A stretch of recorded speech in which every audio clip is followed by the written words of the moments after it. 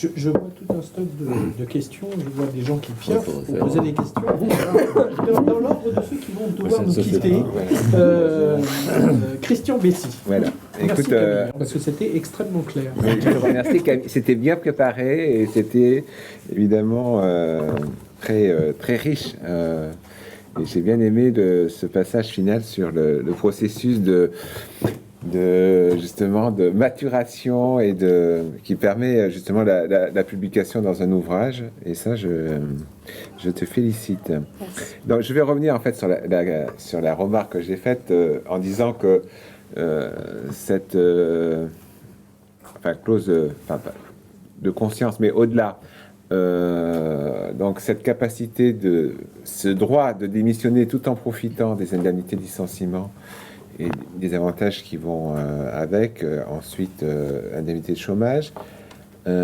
Pourquoi il y avait un lien pour moi avec la rupture conventionnelle, c'est pour revenir justement sur la question de l'indépendance, parce que d'une certaine façon, avec la rupture conventionnelle, on sort d'une forme d'asymétrie de pouvoir entre je dirais, l'employeur et les salariés pour égaliser, d'une certaine façon, les parties. Et donc, l'idée de subordination est relativisée. Et donc, c'est en ce sens que je faisais ce parallèle, parce que moi, il me semble, pour avoir étudié justement la contractualisation de la relation de travail, il faut réfléchir sur plus précisément, tu as beaucoup parlé d'indépendance, mais on aurait aimé indépendance sur quoi ou de quoi.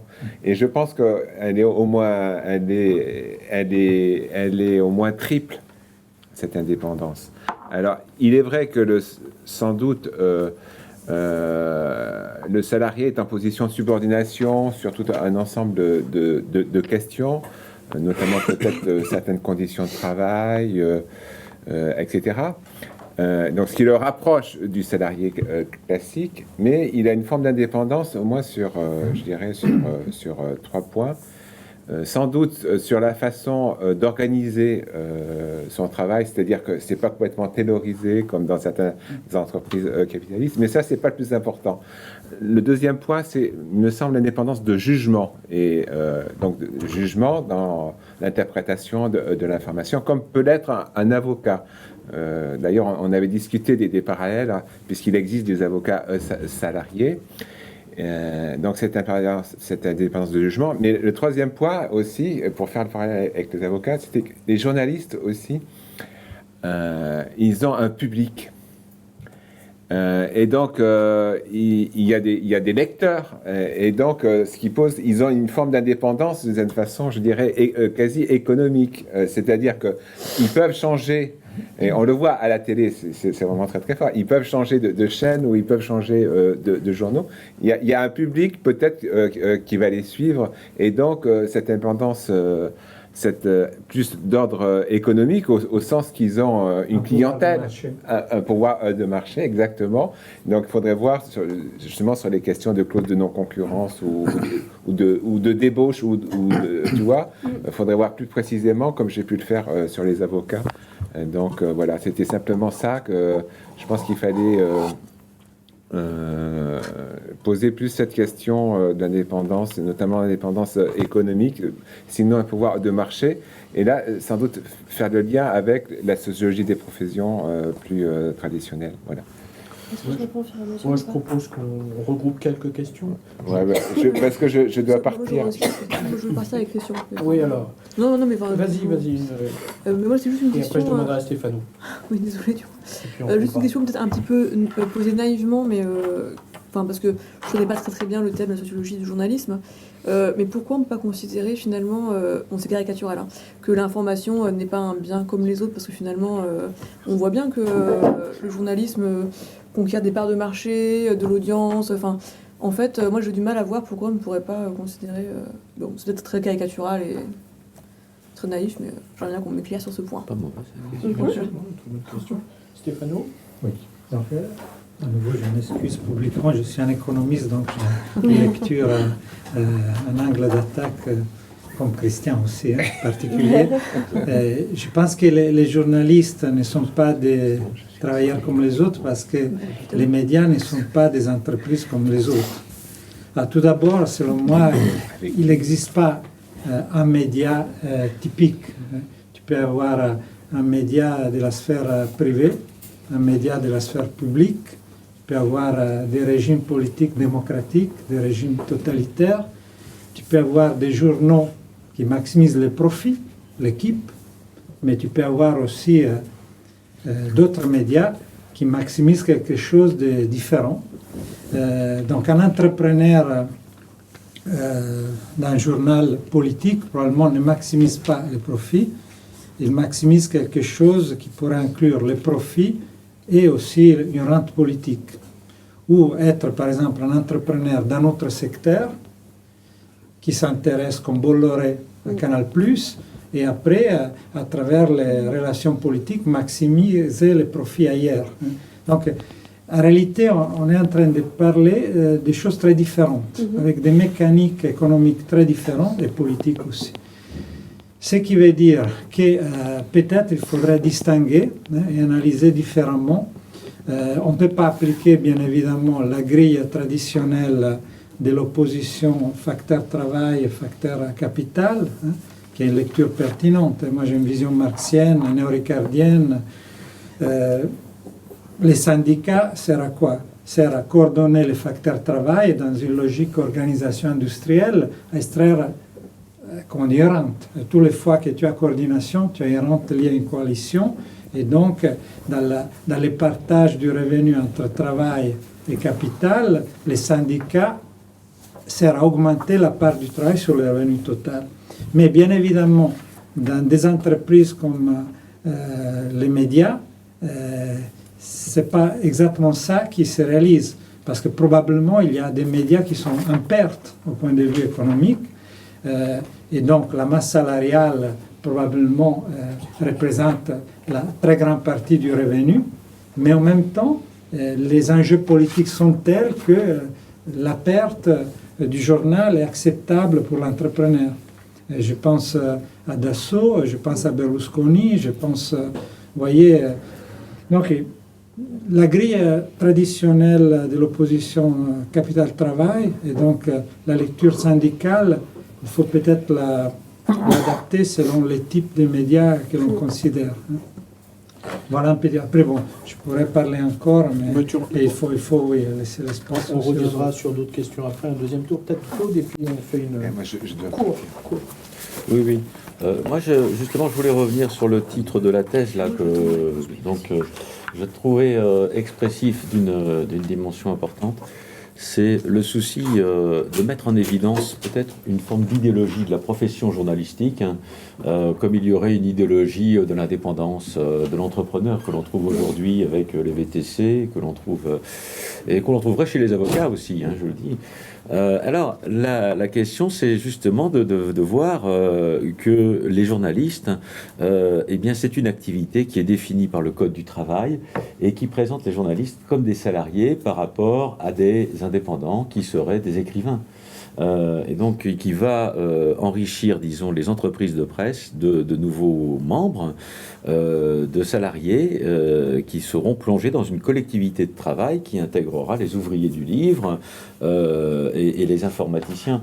Donc je trouve que ça, c'est un acquis qui est très fort dans la thèse, cette idée de saisir le salariat comme un mode de constitution de la collectivité des entreprises dans laquelle il y a des salariés qui remplissent des tâches différentes et qui donc ont des noms différents. Est-ce que ces noms désignent véritablement, ces catégories désignent véritablement des professions ou est-ce que ça désigne des qualifications? Je pense que c'est un des gros enjeux du travail que tu nous présentes par rapport à une forme d'idéologie de la profession que l'on retrouve chez les pilotes de ligne, par exemple, qui veulent exercer une forme de domination sur le reste de l'entreprise. Bon, c'est ce qu'on voit au journal Le Monde, mais malgré tout, donc ça conduit à cette interrogation sur le salariat et puis sur le travail, c'est-à-dire cette idée que les journalistes participent à un travail collectif. Donc ça conduit peut-être à se dire que l'entreprise de presse, eh bien, c'est en même temps une entreprise exceptionnelle, que les journalistes et salariés sont exceptionnels, mais à la limite, tout salarié quand on regarde ce qu'on appelle la valeur d'usage, produit quelque chose d'exceptionnel. Et toute entreprise, quand on regarde le bien sous l'angle de sa valeur d'usage, est un bien exceptionnel. Donc ça conduit à se demander si finalement les journalistes n'auraient pas intérêt à se penser plutôt comme une avant-garde du salariat, plutôt que comme une espèce d'un petit isolat de génie qui rayonnerait, qui apporterait la lumière au peuple ignorant. Bon, alors je propose qu'on peut-être on interrompe là et que tu nous répondes sur journaliste avant-garde du salariat et autres questions. Ok. Alors, je pense que les trois premières questions posent sont des regards d'économistes.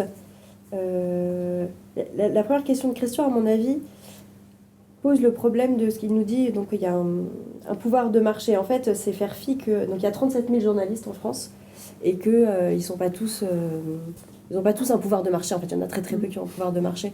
Et c'est justement, à mon avis, la limite de la clause de cession et de conscience. C'est-à-dire qu'à la fois, on donne le droit à un journaliste de dire « Moi, je suis soit pas d'accord avec ces nouveaux actionnaires, la clause de cession, soit pas d'accord avec cette nouvelle ligne éditoriale. » Camille, juste sur ce point-là, je pense que c'est une distribution de Pareto.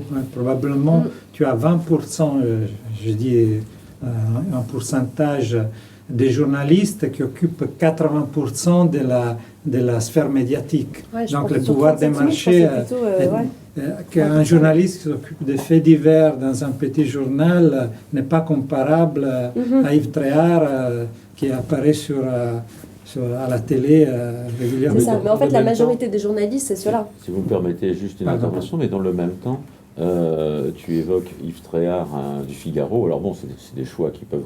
Mais on pourrait évoquer Paul Vaillant-Couturier de l'Humanité dans les années 30. Mais on fait référence à l'entreprise.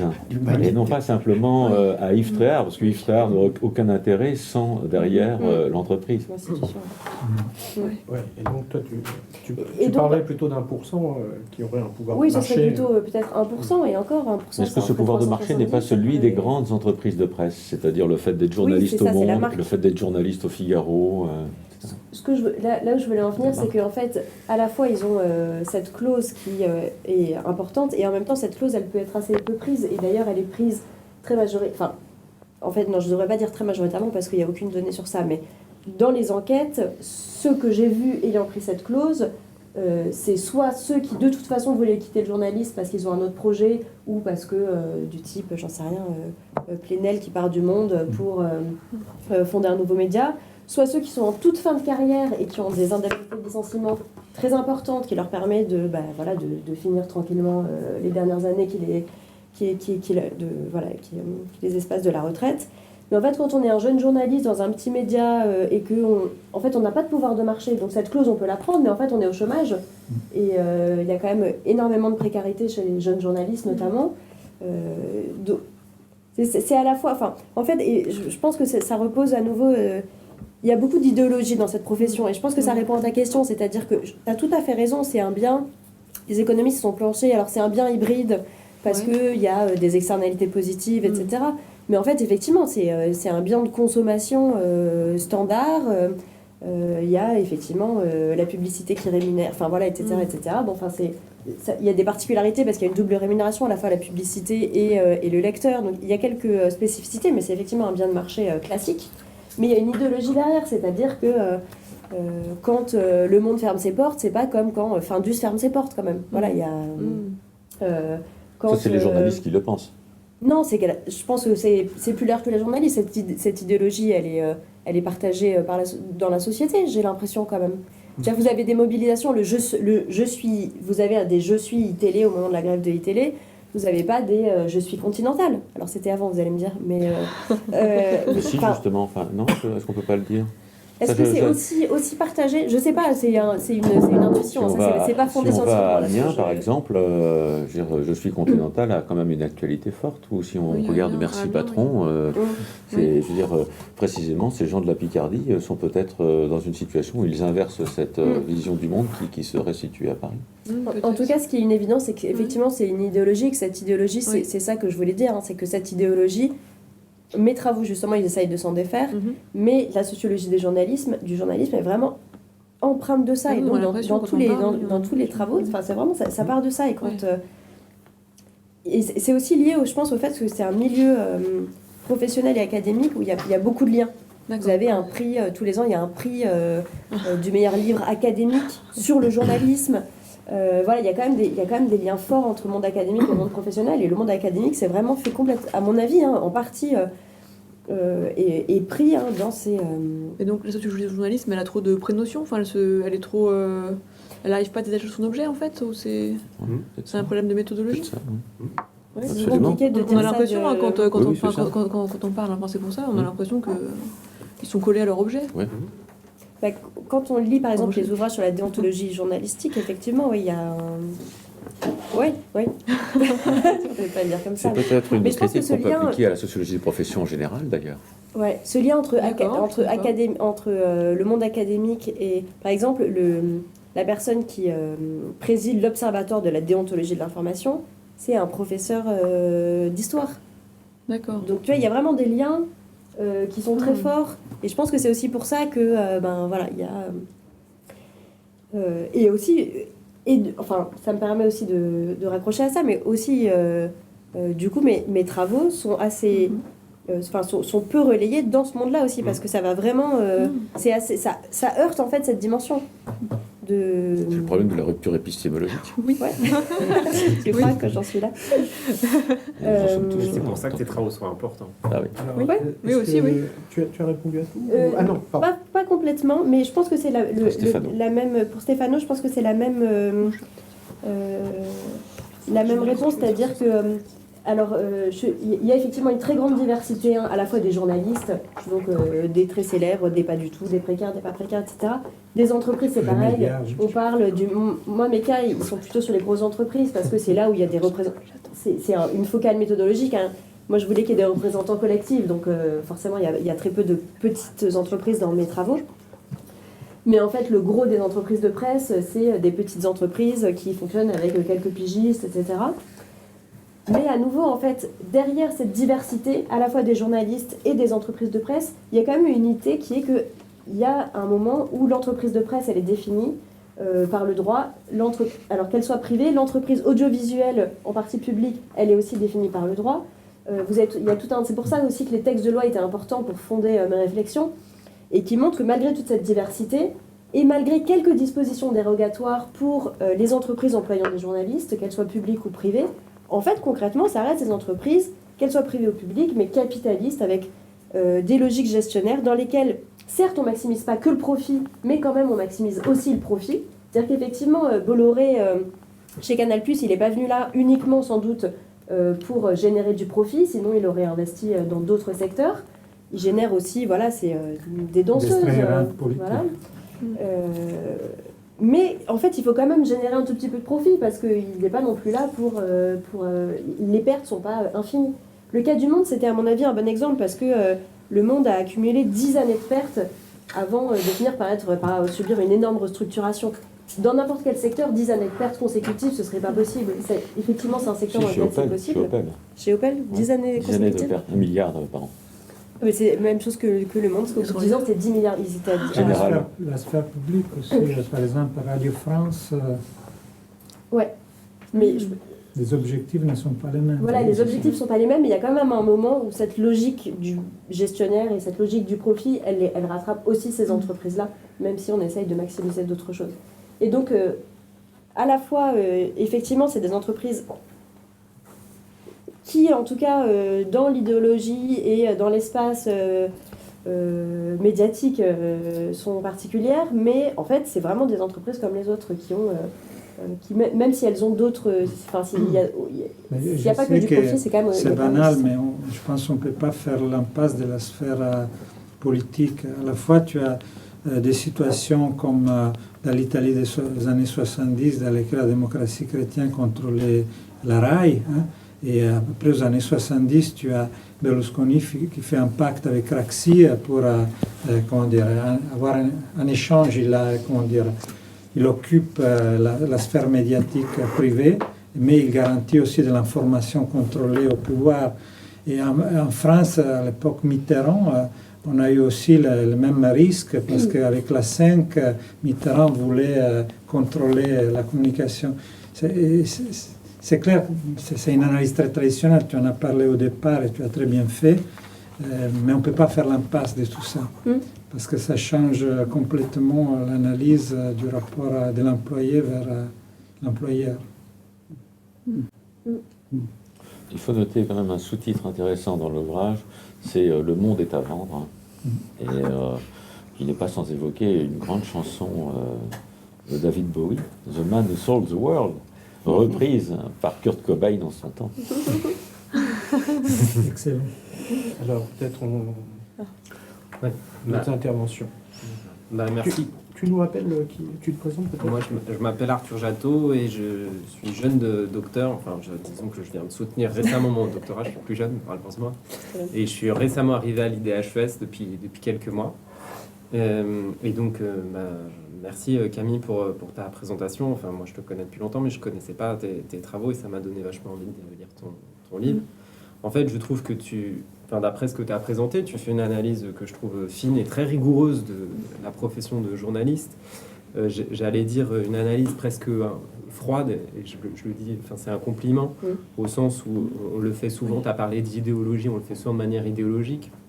Et je pense là à un certain site d'information critique, d'analyse critique des médias, on en a déjà parlé, qui font pas de la sociologie comme toi, qui n'en font pas tout court, ni de la sociologie ni du journalisme d'ailleurs. Et je trouve que c'est pour ça que ton travail est bienvenu. Et je suis pas étonné malheureusement quand tu dis que c'est peu repris, parce que ça leur parle pas, j'allais dire ça les sert pas. Et je trouve que partir sur le fait de désingulariser, comme tu as dit, la profession de journaliste, en disant en fait, est-ce que les journalistes sont des salariés comme les autres, je trouve que c'est une très bonne problématique, un très bon point de départ. C'est une bonne idée, mais je me demande, est-ce que tu pousses pas le curseur trop loin? En fait, la question, c'est ils sont comme les autres, pas comme les autres, jusqu'à quel point, différents jusqu'à quel point.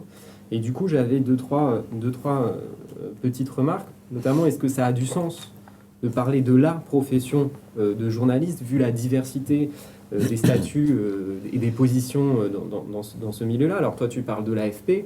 Je ne sais pas si je fais bien, mais moi, je rattache l'AFP à France Télévisions, à Radio France, avec quand même beaucoup de journalistes qui sont très protégés peut-être par rapport aux autres. Enfin, il me semble. D'un autre côté, tu parles du Monde, des journaux nationaux. Est-ce qu'on peut penser aussi aux journaux associatifs? Est-ce qu'on peut penser aux nouvelles formes de journalisme? Je ne sais pas si on peut parler de journalisme, comme les chaînes YouTube, Osons Causer, des gens comme ça qui sont à mi-chemin entre le bénévolat et le travail. Donc, c'est une question. Moi, je rejoins totalement ce qu'a dit Stéphano, je crois, sur le fait de savoir si les entreprises de presse sont des entreprises capitalistes comme les autres, ou des entreprises capitalistes tout court.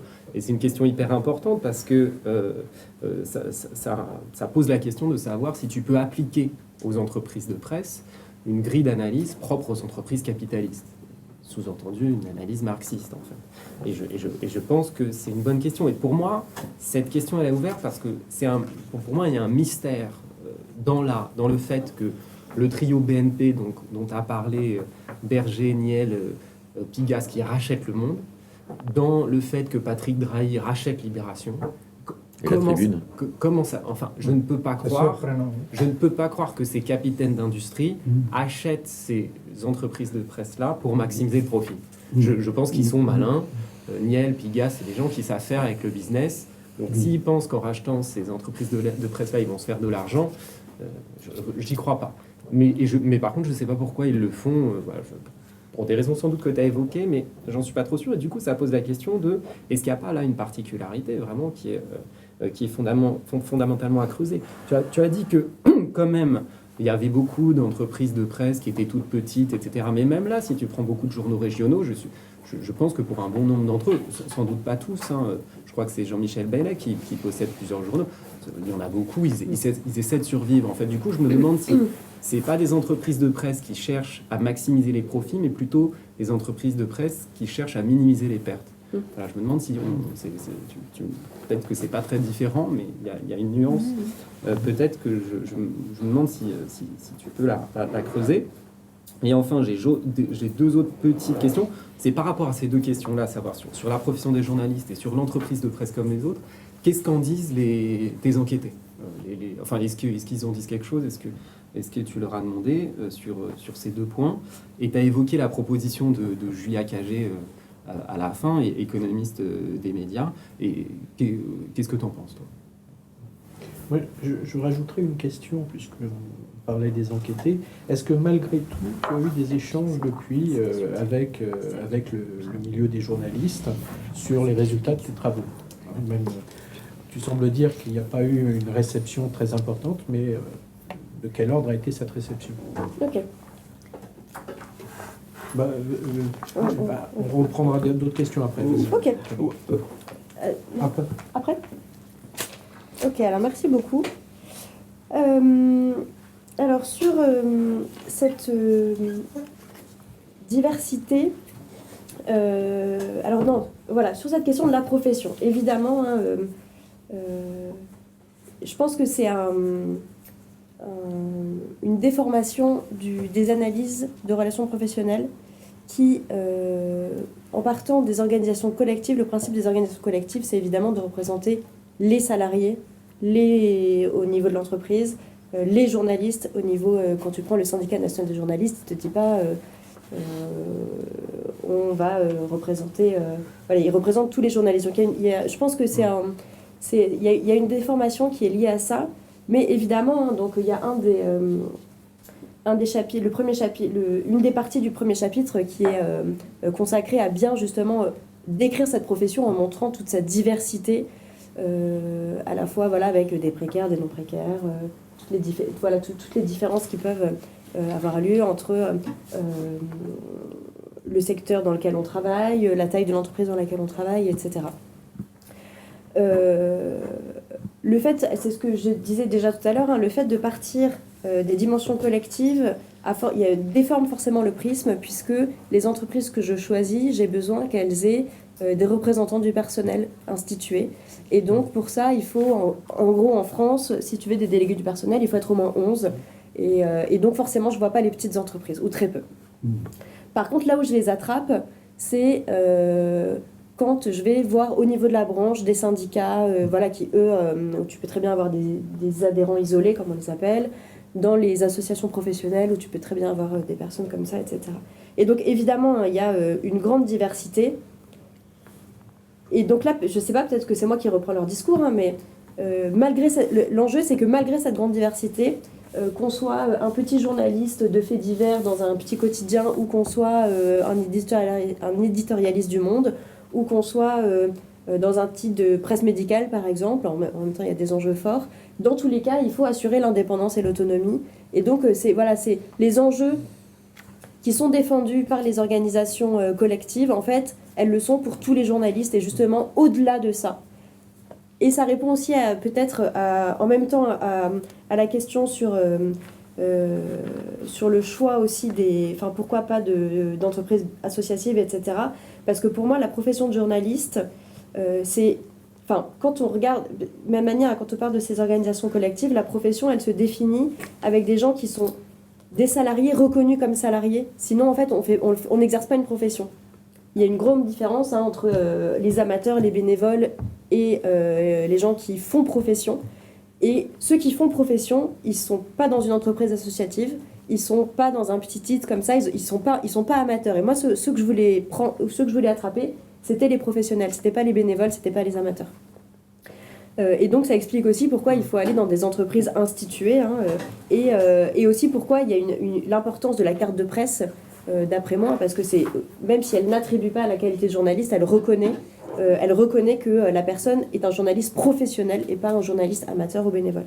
Et ça, c'est des enjeux, hein, qui sont des enjeux de définition, mais qui sont aussi des enjeux de la profession, hein, puisque c'est ce à quoi œuvre le syndicat des journalistes depuis sa création en 1918, à bien faire une partition entre les journalistes qui sont professionnels et ceux qui ne le sont pas. Alors pour ce qui est de mes enquêtés, ce discours, hein, alors du coup si vous regardez le livre, il y a évidemment tout un tas d'extraits d'entretien, etc. Ce discours c'est des entreprises pas comme les autres, on est des travailleurs pas comme les autres, etc. Il est partout, il est vraiment récurrent. même quand on... C'est ça qui est marrant, hein, même quand ils nous disent... On peut passer de... voilà, on a un statut de salarié, on est comme en fait l'ouvrier de l'automobile d'à côté, mais quand même, il y a toujours le mais quand même. Donc ça, c'est vraiment un discours qui est très très largement...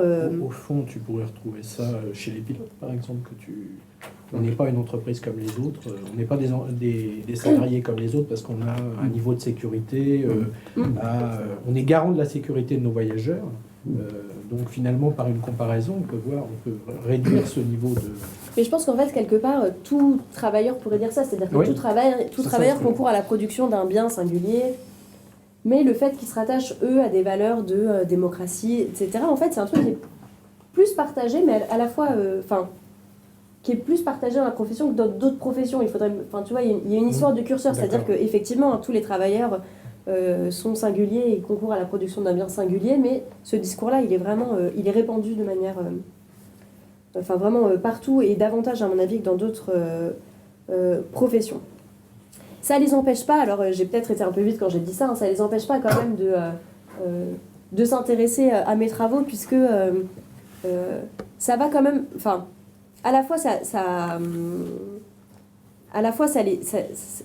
les dessert pas vraiment parce que ça peut aussi d'une certaine manière servir leur combat parce que les journalistes depuis les premières sociétés de journalistes ils se battent pour se voir reconnus des droits et donc l'ouvrage si tu le prends si tu es un journaliste qui lit ça tu peux aussi faire c'est aussi une recension de tous les combats syndicaux pour acquérir des droits et de comment faire, où est-ce que ça a marché en fait, qui a réussi à acquérir des droits et pourquoi et comment et dans quelle configuration institutionnelle et dans quelle relation de pouvoir. Et donc ça peut aussi donner des clés pour réussir des combats syndicaux. Donc je pense que ça peut être lu positivement.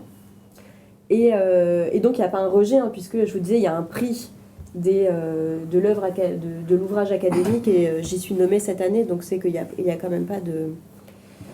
Il n'y a pas un rejet fort, mais c'est vrai que il y a vraiment une singularité, à mon avis, hein, de mes travaux dans la sociologie du journalisme. Parce que et donc il n'y a pas un rejet, mais il y a une singularité parce qu'ils n'ont pas l'habitude de ce prisme-là.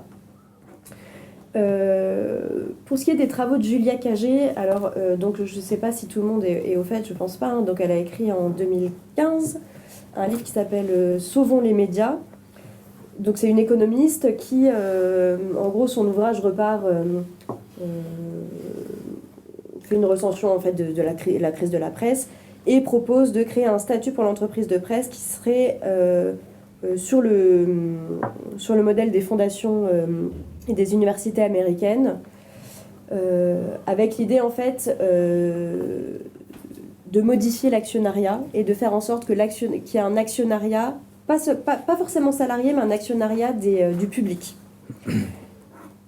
En fait, ça rejoint, à mon avis... Alors, moi, ce que je reproche à son ouvrage, c'est qu'elle fait complètement fi de l'histoire de ces revendications-là. Depuis Léon Blum, en 1928, on milite pour un statut pour l'entreprise de presse. Donc, Julia Cagé, elle arrive un peu après. Et elle ne revient pas du tout sur cette histoire pour dire qu'il y a eu à la fois tout un tas de revendications, mais tout un tas de négociations qui ont tout échoué. Et donc, en fait, à mon avis, il y a une limite qui est là. C'est-à-dire que si elles ont échoué, c'est pas pour rien. Et en fait, en se privant de cette analyse-là, à mon avis, elle passe à côté de pourquoi est-ce que... de penser à un statut qui pourrait être accepté par la profession. Et par ailleurs, de manière plus fondamentale, c'est le même reproche que je fais je fais pas trop dans l'ouvrage, mais que je fais dans un article de L'Homme et la Société sur les sociétés de journalistes actionnaires à partir du cas du Monde. C'est que, en fait, le statut qu'elle propose, comme le proposaient les sociétés de journalistes actionnaires, c'est de dire, pour avoir du pouvoir, il faut être actionnaire. Et à mon avis, alors là, pour le coup, je sors de ma posture de chercheur pour rentrer dans mon avis plus individuel. Hein. À mon avis, pour ces combats-là, au contraire, ce qu'il faudrait, c'est reconnaître que les journalistes, en tant que salariés, ils ont droit à des choses. C'est ce que demandent ensuite, c'est ce que demandent maintenant en fait les sociétés de journalistes, c'est de dire Et c'est pas parce qu'on est actionnaire, c'est-à-dire que c'est, en fait, à mon avis, en disant il faut être actionnaire pour avoir des droits, en fait, on reste dans cette logique dans cette logique actionnariale dans laquelle c'est les actionnaires qui ont des droits. Capitaliste. Voilà, dans cette logique Il y capitaliste. a une forme de financiarisation des salariés. Parce que Exactement. Et à mon avis, ils ont il faut... négocié des primes de départ et non pas un réaménagement du journal en s'interrogeant sur la nature même du produit, quoi. Et voilà, et c'est plutôt en donnant d'autres droits aux salariés, en instituant d'autres droits aux salariés, voilà, comme ça a été fait en 1945 avec le comité d'entreprise, par exemple, qu'on peut, à mon avis, résoudre le paradoxe plutôt qu'en les gens actionnaires. C'était pour rebondir par rapport à l'entreprise. Pour l'indépendance, on évoque l'indépendance au sens de la coopérative, mais dans les débats, il y a eu aussi l'idée de service public qui a été avancée. Est-ce que ça, c'est pas quelque chose qui aujourd'hui est un peu discrédité, alors que finalement l'agence France Presse tire son indépendance France Télévisions du service public? Alors certes qu'on a assimilé au gaullisme dans les années, mais qui malgré tout peut être une indépendance par rapport au pouvoir de l'argent, par rapport aux pouvoirs féodaux, aux féodalités, comme disait le Conseil national de la Résistance. Est-ce que là, il n'y a pas une idéologie, disons, des journalistes un peu anti-service public dans leur démarche qui ne les sert pas? Alors c'est le cas, en tout cas à l'AFP, cette idéologie anti-service public, mais c'est paradoxal, c'est-à-dire que à la fois l'AFP, en plus c'est l'agence France Presse, vous avez tout un tas de gens qui pensent que c'est une agence publique française, alors que ça ne l'est pas, c'est indépendant des pouvoirs publics, et donc ils revendiquent cette indépendance, et en même temps ils sont financés en grande partie de manière indirecte par l'État, en fait par les abonnements de l'État au service de l'AFP. Et donc, en fait, c'est paradoxal, c'est-à-dire que c'est un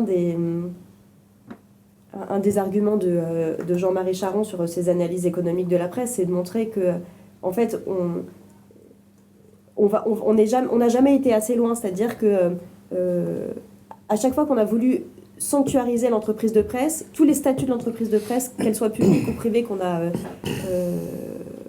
a porté, y compris celui de Julia Cagé, on va pas assez loin parce qu'on reste en fait dans cette dynamique capitaliste.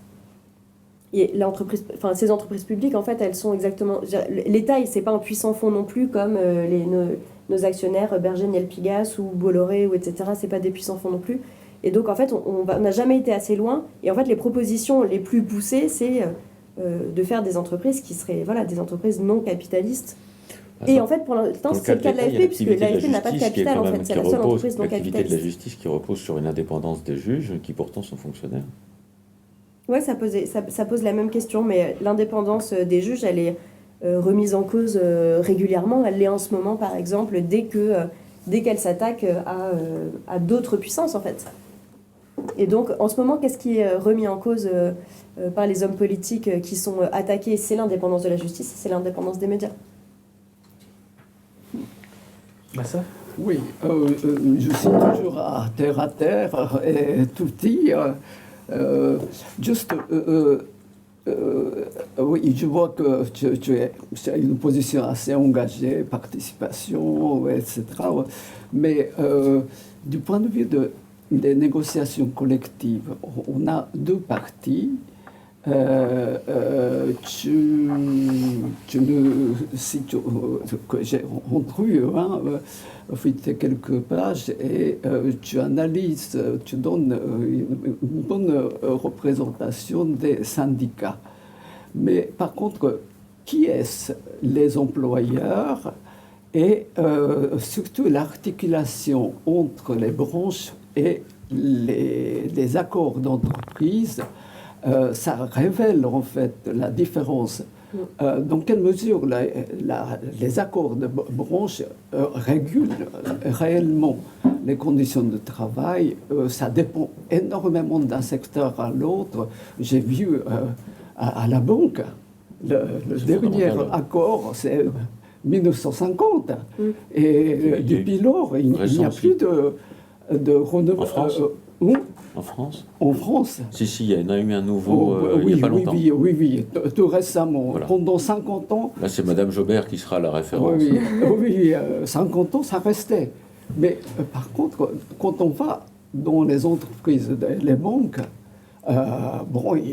il y a certaines clauses, ils utilisent, mais en réalité, Ça, c'est pour les petites entreprises. Donc, en ce qui concerne les journalistes, quels sont les employeurs et dans quelle mesure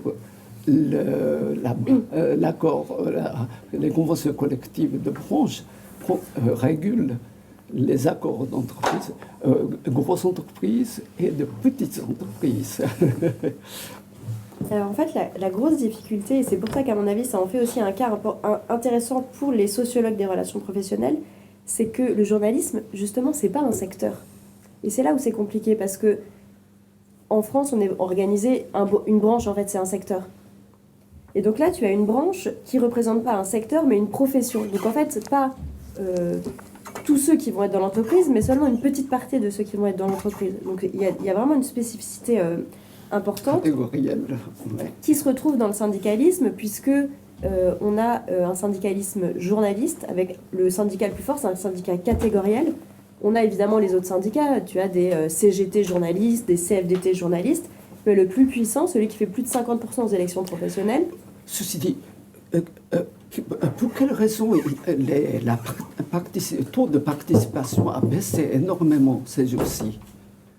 J'ai vu, il y a 10 ans, c'était 50%, et maintenant 25-27% dans les élections professionnelles. Oui. Je sais pas. Dans la presse, hein. Oui, Ouais. dans la presse, oui. C'est difficile de faire des hypothèses, mais... Oui, page 51. Je pense que c'est lié à la précarisation de la profession, je suppose. Et Oui, j'imagine. Mais... Ça, c'est difficile de faire des hypothèses sur ça. Mais, donc voilà, donc, la difficulté, hein, c'est que on est dans une branche où tu as des... Tu vois, une branche, ça n'a pas d'existence concrète. Ça n'existe que parce qu'il y a des syndicats et des employeurs qui se reconnaissent pour discuter entre eux. Donc, elle se constitue parce qu'il y a des syndicats qui se créent pour représenter que des journalistes et qui, du coup, veulent... Mais les employeurs avec lesquels ils discutent, c'est des employeurs qui ne sont pas employeurs que d'eux, qui sont aussi, tu vois, dans le secteur employeurs d'autres et qui, en fait... vont négocier à la fois leurs conventions collectives à eux, mais aussi d'autres conventions collectives des employés et cadres des entreprises de presse, etc. Donc à mon avis, du coup, ça crée vraiment une spécificité. Après, moi, j'étais du côté des salariés, donc j'ai pas fait d'enquête sur les employeurs de presse, et c'est un des points noirs, des points aveugles plutôt, pardon, de cette sociologie, c'est-à-dire qu'il n'y a aucun travaux qui portent sur les employeurs, sur les syndicats d'employeurs dans la presse et sur les employeurs de manière plus générale. Et donc, c'est pour ça aussi qu'on a du mal à répondre à toutes ces questions sur pourquoi est-ce que, à la fois qui ils sont et puis pourquoi est-ce qu'ils font ça, pourquoi est-ce que ces capitaines d'industrie rachètent des entreprises. Il y a très peu de travaux sur ces gens-là, à la fois parce qu'il n'y a pas une personne qui s'y intéressait, mais aussi parce que c'est assez compliqué en fait d'avoir accès à ces terrains. Et donc, sur l'articulation entre branches et entreprises, les accords de branche s'appliquent dans les entreprises qui emploient des journalistes, mais du coup, tu vois, sur les procédures d'extension, c'est compliqué parce qu'en fait, entreprises qui emploient des journalistes, c'est pas un truc, c'est pas juridique. Il n'y a pas de... il y a pas de... Est-ce qu'on pourrait pas parler d'entreprise de presse, malgré tout? Si, d'entreprise de presse, mais ce que je veux dire, c'est que tu n'as pas un périmètre aussi bien défini que les entreprises du secteur bancaire. C'est un périmètre qui est quand même plus compliqué à définir. Ça fait partie, c'est un des exercices auxquels j'essaye de me livrer dans le chapitre 3, d'essayer de recenser ces entreprises. Et en fait, elles sont assez compliquées. C'est juste savoir le nombre d'entreprises qui emploient des journalistes. Tu sais, le nombre, en fait, on sait le nombre d'établissements bancaires, mais on ne sait pas le nombre d'entreprises qui emploient des journalistes. Et donc voilà, cette articulation, elle est aussi, elle est plus complexe du fait de la complexité de la branche et de la spécificité de la branche. Ceci dit, longtemps, dans la littérature de relations professionnelles, on s'intéressait davantage aux syndicats et très peu finalement pour l'organisation d'employeurs ou bien les employeurs. Et c'est seulement depuis 25 ans, vraiment certains spécialistes il s'intéresse aux organisations d'employeurs et puis... c'est ça, c'est aussi une littérature plus récente, je pense que ça explique aussi. En fait, la sociologie des relations professionnelles, elle se constitue quand même comme par des sociologues du travail qui s'intéressent aux travailleurs et pas à leurs employeurs. C'est aussi parce que je pense que c'est aussi l'histoire de la discipline qui fait qu'on s'intéresse aux représentants des salariés et pas des employeurs. Enfin, beaucoup plus en tout cas. Noël ? Alors, j'aime bien ce travail, Camille. Je voudrais bien lire ce livre. Et aussi parce que cette importance, je crois que tes questions sont importantes, pas seulement pour les journalistes et pas seulement pour la France. Aussi que ces questions sont plutôt avec le changement de l'économie, de la structure de l'économie. Il y a partout des tensions, comme par exemple entre profession et salariat. Et aussi dans d'autres pays. Et je me demande, et ce n'est pas une question pour toi parce que ce n'était pas tes études, mais je crois qu'une perspective comparative serait très intéressante parce que les questions sont les mêmes dans d'autres pays, mais aussi différentes selon les institutions et les syndicats et tout ça. Maintenant, chez nous, aux États-Unis, nous trouvons que les médias libéraux sont l'ennemi numéro un du gouvernement. Alors, ça change les relations. Il y a chez nous aussi un mouvement de résistance qui a commencé avec les Women's March et qui se passe maintenant dans les locales, des milliers de gens qui protestent, qui posent des questions pour les sénateurs et tout ça. Et je crois que dans ces batailles qui se passent maintenant et qui vont monter, le rôle des journalistes est très important pour défendre la démocratie, c'est en principe, mais aussi pour je me demande, est-ce que cette tension, est-ce que ces batailles, est-ce que ça va nous donner plus de solidarité entre les journalistes, entre les journalistes et les employeurs, entre les journalistes et d'autres syndicats et d'autres associations, la société civile et dans la politique aussi. Et ce sera très intéressant de voir ces questions dans ce contexte qui vient et qui est un contexte très difficile, mais aussi très intéressant.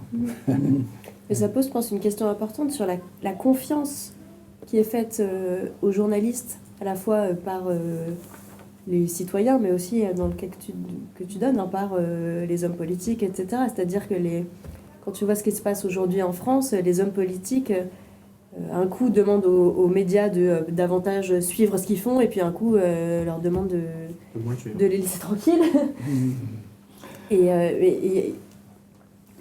Cette relation politique-média, elle diffuse aussi, tu vois, le discours qui est porté en ce moment par les hommes politiques contre les médias, il dessert encore plus les médias et il sert ceux qui n'ont pas confiance en les médias. Et donc, ce que je veux dire, c'est que cette façon, les manières dont les journalistes doivent reconquérir la confiance, ça peut être effectivement dans ce genre de mouvement, tu vois, en couvrant ce genre de mouvement. Est-ce que la question de la confiance est celle qui se pose par exemple aux États-Unis? Parce que là, il me semble, il y a toute cette question des fake news qui sont colportées par justement des gens qui sont des amateurs, qui font des sites web n'importe comment, avec ces Macédoniens qui ont fait des sites web à la gloire de Trump en gagnant de l'argent parce que c'était très visité, en disant n'importe quoi. Et est-ce que précisément la notion de journaliste salarié autour de la frontière entre le professionnel et le type qui dit n'importe quoi n'est pas quelque chose de très important qui est en train de remonter aussi dans le débat public? Si, mais la confiance, à mon avis, ça se joue aussi là-dessus, c'est-à-dire savoir en qui tu peux faire confiance, à qui tu peux faire confiance. C'est tout le projet là du monde justement d'étiqueter des sites en disant ces sites on peut leur faire confiance et ces sites-là on peut pas leur faire confiance. Voilà. Avec, vous Avec avez une vu, dimension de des nouvelles vérification. biographies qui ont été reprises dans des médias étrangers parce que ils n'ont pas étiqueté que c'était un média de fake news. Voilà. Il y a donc il y a les presses écrites traditionnelles qui au Japon autrefois il y avait 3 journaux nationaux énormes, mais maintenant il n'y a que 2 journaux. Mais l'un Yomiuri, 8 millions d'exemplaires tous les jours, c'est une grosse boîte et très très politique. Et l'autre, c'est contre Yomiuri, c'est Asahi, un peu gauchiste de posture.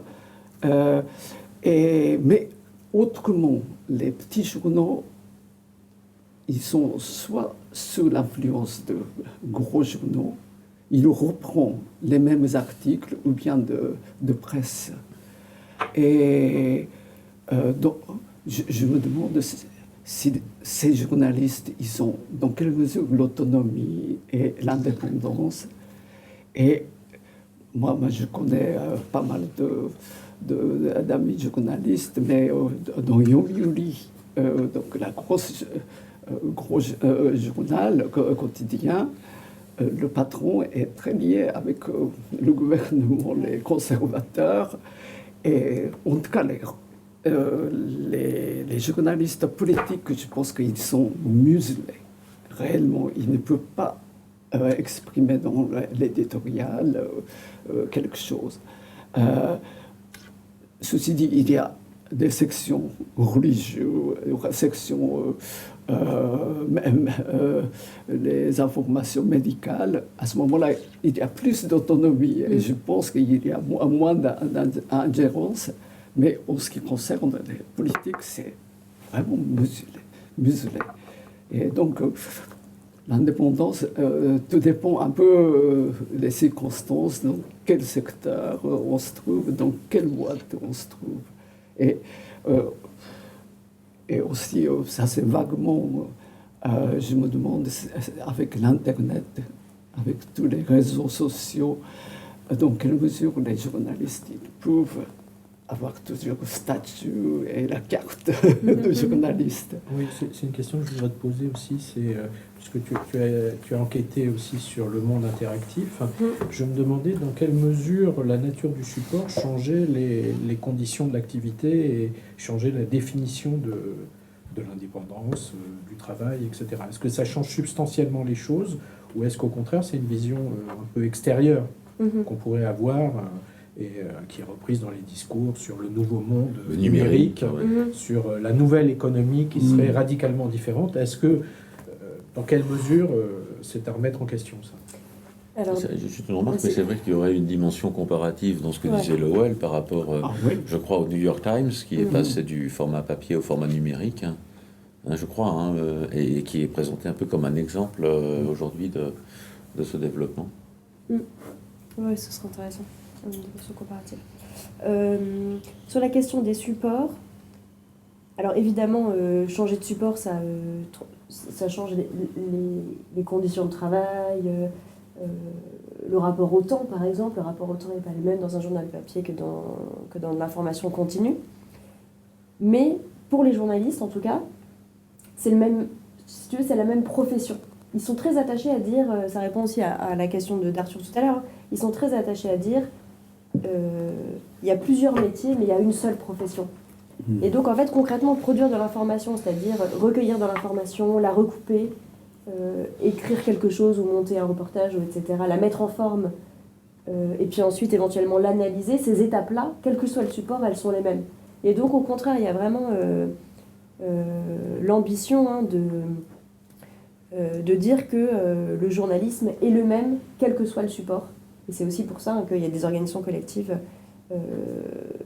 qui représentent tous les journalistes, quel que soit le support, parce que c'est censé être les mêmes étapes dans le travail. Mais est-ce que ça change en termes de salariat?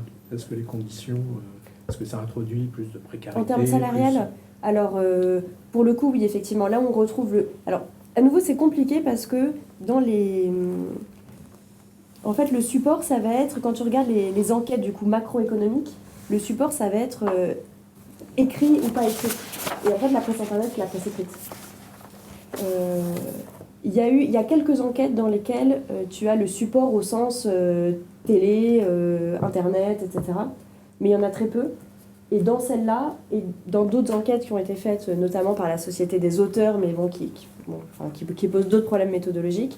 En gros, toutes ces enquêtes posent des problèmes méthodologiques, mais elles montrent quand même, si tu leur fais confiance, que là où il y a le plus de précarité, c'est dans la presse numérique, pour la simple et bonne raison que là où il y a le plus de précarité, c'est parmi les jeunes journalistes. Mais en fait, ça c'est vrai dans tous les secteurs. En fait, les jeunes sont les plus précaires de manière générale. Or, les jeunes vont plus vers la presse numérique. Et donc, c'est difficile de savoir si c'est un effet structure ou un effet... voilà, ou un effet d'âge. Moi, je voulais juste revenir sur ce que disait Massa à propos de l'indépendance des journalistes. Et j'ai le sentiment, quand on regarde les journalistes politiques qui parlent d'économie, et bien qu'ils ont des a priori qui sont ressassés sur l'idée de la flexibilité, du courage des réformes nécessaires, enfin bref, quelque chose qui va dans le sens du néolibéralisme, qui est assumé comme étant une évidence, et donc qui conduit à penser que ces gens produisent une idéologie dominante, ce qui rejoint un peu les analyses de Bourdieu sur la critique du journalisme, et qui est caractéristique. On peut prendre par exemple le rédacteur en chef du journal L'Express, qui s'appelle Christophe Barbier, que je salue ici. Et donc ce journaliste Christophe Barbier est quelqu'un qui a été dans une entreprise qui a subi un plan de sauvegarde de l'emploi extrêmement brutal, où il a sauvé sa place de justesse, mais en laissant tomber une grande partie de sa rédaction, et qui pourtant ne dévie pas, lorsqu'il prouve qu'il y a un attachement à quelque chose de supérieur, qui ne dévie pas du besoin de flexibilité, etc. Donc on a là des éléments qui sont un peu perturbants par rapport à cette idée de profession des journalistes et d'indépendance d'esprit. Et de vérification. C'est-à-dire que dans certains cas, des journalistes, et notamment dans le domaine politique, quand ils se penchent sur l'économie, vont se laisser aller à des visions un peu dominantes des choses, peut-être à une affinité avec des candidatures plus centristes, comme celle d'Emmanuel Macron. Enfin bon, on a des dimensions comme ça qui sont un peu étonnantes. Est-ce que tu veux répondre? Tu as des... Non, je pense que du coup, en fait, l'indépendance, elle se joue pas forcément dans l'idée qu'il ne doit pas y avoir de titres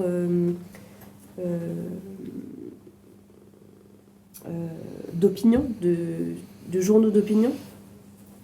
C'est-à-dire qu'on n'est pas... Mais le fait de ne pas avoir d'opinion n'est-il pas déjà quelque chose qui va être de l'ordre de l'opinion en se ralliant à une forme de néolibéralisme pris comme une évidence et naturalisé?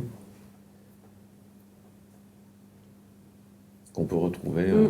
Alors peut-être que ce sera moins le cas, paradoxalement, dans les journaux économiques, comme La Tribune ou Les Échos, parce que précisément... Justement, il ne faut pas avoir d'idéologie. Pour aborder les questions de tous ordres, dans le travail, dans les dimensions industrielles, on va regarder à l'intérieur de l'activité économique ce qui se passe. Oui, puis parce que c'est aussi une ligne éditoriale. On peut pas être un bon titre économique lu par du coup les différentes sphères économiques si on a des partis pris.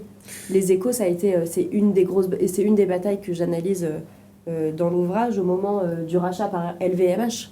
En fait, toute la confiance que les lecteurs ont dans les Échos repose sur le fait de l'indépendance, évidemment, par rapport au pouvoir économique, puisque c'est un journal d'information économique. Et donc, il s'est mis en place au moment du rachat par LVMH des chartes, des commissions d'éthique qui sont très assez sévères et assez puissantes. C'est-à-dire qu'il y a, pour le coup, est-ce que ça marche ou est-ce que ça marche pas? C'est un des cas où les journalistes ont vraiment réussi à instaurer des chartes et des commissions qui sanctionnent, qui rendent des décisions contre le choix des actionnaires qui du coup reviennent sur leur choix, etc.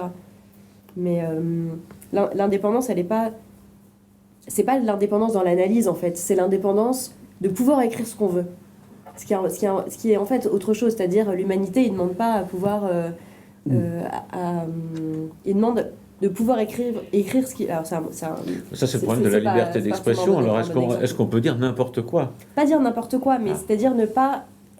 que ce qu'on écrive ne soit pas dicté par l'actionnaire. C'est ça, en fait, fondamentalement.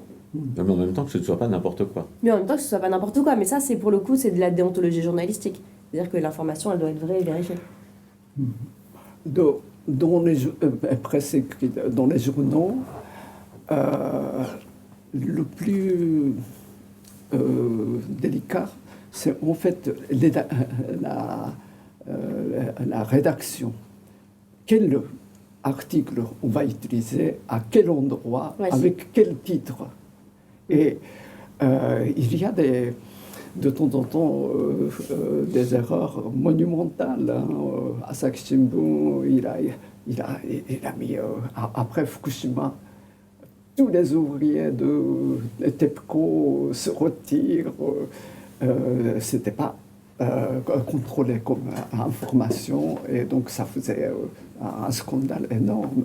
Mais donc, c'est uniquement, c'était le gros titre qui a exagéré le contenu de l'article. L'article était un peu plus nuancé. Mais donc, c'est là, dans le bureau au siège, tout ce jeu rentre en ce qui concerne la politisation et flexibilité, tout ça, les idéologies, c'est là ce qui se joue. Mais c'est intéressant quand tu regardes, quand tu fais l'analyse des fautes journalistiques, justement de pas... Tu vois, tu as une personne qui est incriminée, c'est le journaliste qui a écrit, mais en fait de regarder la chaîne, en fait, et notamment la chaîne de subordination, c'est-à-dire que c'est un journaliste, mais c'est son rédacteur en chef qui a relu, c'est un secrétaire de rédaction et un correcteur qui ont aussi relu. Voilà. Enfin, tu vois, en fait, t'as toute une chaîne, c'est vraiment une entreprise, hein, c'est vraiment une production collective. Est-ce qu'on peut parler de subordination dans ce cas-là, justement? Est-ce que c'est pas plutôt un collectif? Oui, c'est un collectif, c'est-à-dire, effectivement, ouais, c'est ça. C'est un collectif qui travaille. Et si tu regardes, par exemple, le Monde Interactif, il y a très peu d'articles qui sont signés du nom d'un journaliste. Parce qu'ils ont vraiment intégré cette idée que ce qui est le plus individuel dans le travail journalistique, qui est l'écriture, en fait, même ça, c'est collectif. Parce que en fait, tu recueilles l'information souvent à plusieurs, que quelqu'un te relit, réécrit des paragraphes, que surtout dans le numérique, en fait, il y a une information 1 heure plus tard, donc quelqu'un reprend ton papier parce que toi, tu es passé sur autre chose, etc. Et donc, tu as vraiment l'idée que c'est le collectif qui écrit, et pas, à nouveau, ce journaliste, écrivain, indépendant. C'est vraiment une figure qui est remise en cause par les pratiques professionnelles. Bien. Je crois que Claude, tu voulais dire quelques mots, non? Non.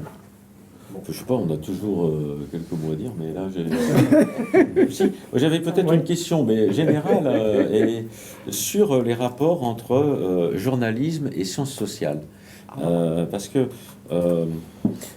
on a aujourd'hui cette idée que les journalistes ont une activité de vérification des faits et d'établissement objectif de faits. Est-ce qu'en un sens, on ne retrouve pas là, disons, une fonction des sciences sociales sur l'établissement des faits, sur l'idée d'une science comme la sociologie qui s'occupe des faits sociaux et qui donc aurait à apporter aux journalistes des démarches de vérification, de construction des faits, et avec réciproquement cette école de Chicago, par exemple, dans le domaine sociologique, qui porte au crédit des journalistes une activité d'enquête empirique et d'observation. Est-ce que là, il n'y a pas, disons, un lien entre sociologie et journaliste qui est à expliciter, à nouer, à développer, et qui pourrait te donner l'occasion d'avoir des activités de formation professionnelle au CELSA, et éventuellement de l'ouvrir à tes collègues?